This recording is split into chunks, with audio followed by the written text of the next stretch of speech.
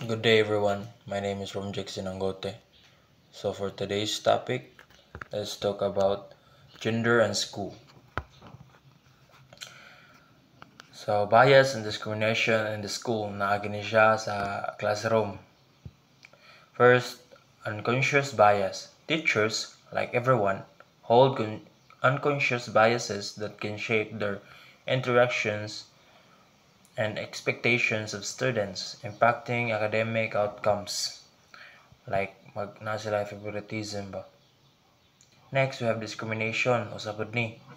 Discrimination based on gender can manifest in various ways, including unequal access to resources, opportunities, and support. Muna siya like in ka nang mag-elect og president, mana din ang sila nga Indonesia ang lucky kay mas bright daw. Muna itong i-vote. Now I have microaggressions. These subtle, often unintentional behaviors can create a hostile environment for students, impacting their sense of belonging and academic engagement. Example, si gamali ang imong teacher ug tawag sa imong pangan sa kapila na nimo gi-correct, masayop gyapon siya. And then kanang ubang teachers nga tawagon nilang students sa about sa ilang genders or sa race, like example na sila kung nga bayot or tomboy, man tawag youth or tomboy nana. Now we have the impact of gender stereotypes on educational outcomes. So there are three. First, we have limited role models.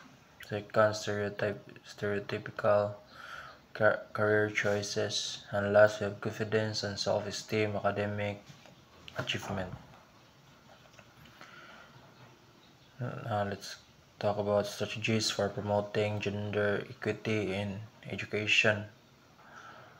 First, we have inclusive environments. Create classroom and school environments that welcome and support all genders, fostering a sense of belonging and safety. Next, gender-responsive curriculum. Curricula should challenge gender stereotypes, promote diverse perspectives, and include examples of women and men in all fields.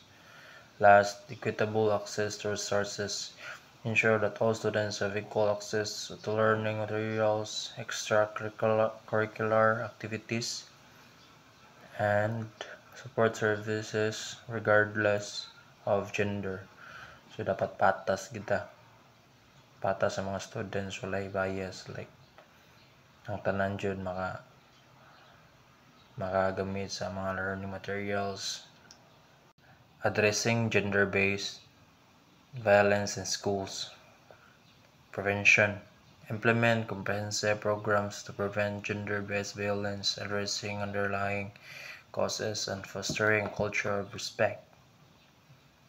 Intervention. Develop clear policies and procedures for responding to incidents of gender-based violence, ensuring accountability and support for victims. And last, support services. Provide access to counseling, legal aid, and other support services for students who have experienced gender-based violence. So that's all for today. Thank you.